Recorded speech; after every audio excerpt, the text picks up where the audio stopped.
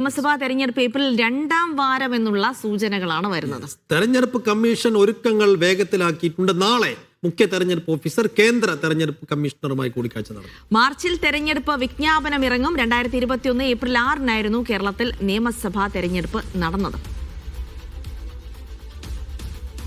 Safan V P ഉണ്ട് തിരുവനന്തപുരത്ത് നിന്ന് വിവരങ്ങൾ നൽകാനായി. സഫാൻ, എല്ലാവരും നിയമസഭാ തെരഞ്ഞെടുപ്പിന്റെ ഒരുക്കങ്ങളിലാണ്. രാഷ്ട്രീയ പാർട്ടികളൊക്കെ ചർച്ചകൾ, സ്ഥാനാർത്ഥി നിർണയങ്ങൾ എല്ലാം നേരത്തെ തുടങ്ങിക്കഴിഞ്ഞപ്പോൾ ഏപ്രിൽ 2ാം വാരത്തിന് ആണ് ഒരുപക്ഷെ തെരഞ്ഞെടുപ്പ് നടക്കുക എന്നുള്ള സാധ്യതകൾ, സൂചനകൾ വരുന്നുണ്ട്. അപ്പോൾ അതിന് തെരഞ്ഞെടുപ്പ് കമ്മീഷൻ ഏതെങ്കിലും തരത്തിലുള്ള സൂചനകൾ നൽകുന്നുണ്ടോ? അതിനപ്പുറത്തേക്ക് ഏതൊക്കെ തരത്തിലുള്ള ഒരുക്കങ്ങൾ കമ്മീഷന്റെ ഭാഗത്ത് ഇപ്പോഴേ തുടങ്ങിക്കഴിഞ്ഞിട്ടുണ്ട്?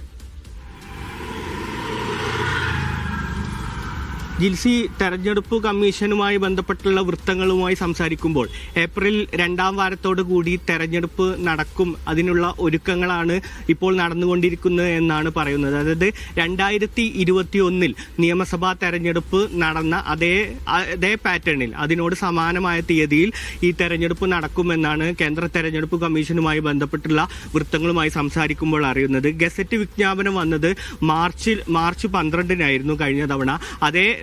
അതിനോട് അനുബന്ധിച്ച തീയതിയിൽ തന്നെ ഈ ഗസറ്റ് വിജ്ഞാപനം വരും. ഈ വോട്ടെടുപ്പ് ഏപ്രിൽ 6-നായിരുന്നു. അത് 2ാം വാരത്തിലേക്ക് മാറാനുള്ള ഒരു സാധ്യതയുണ്ട്. വോട്ടെണ്ണൽ മെയ് 2-നായിരുന്നു. മെയ്യിൽ തന്നെ വോട്ടെണ്ണൽ ഉണ്ടാക്കുന്ന ഒരു സാഹചര്യത്തിലേക്കാണ് ഇപ്പോൾ തെരഞ്ഞെടുപ്പ് കമ്മീഷൻ നീങ്ങുന്നത്. 2ാം പിണറായി സർക്കാരിന്റെ കാലാവധി മെയ് 20-നാണ് അവസാനിക്കുന്നത്. കേരളത്തെ സംബന്ധിച്ചിടത്തോളം ഇപ്പോൾ ഈ ഒരു തീയതി മാറ്റവുമായി ബന്ധപ്പെട്ടുള്ള ഒരു പ്രതിസന്ധി ഇല്ല എന്നാണ് കേന്ദ്ര തെരഞ്ഞെടുപ്പ് കമ്മീഷനുമായി ബന്ധപ്പെട്ടുള്ള വൃത്തങ്ങളോട് സംസാരിക്കുമ്പോൾ അറിയുന്നത്. നാളെ മുഖ്യ തെരഞ്ഞെടുപ്പ് ഓഫീസർ കേന്ദ്ര തെരഞ്ഞെടുപ്പ് കമ്മീഷനുമായി കൂടിക്കാഴ്ച നടത്തുന്നുണ്ട്.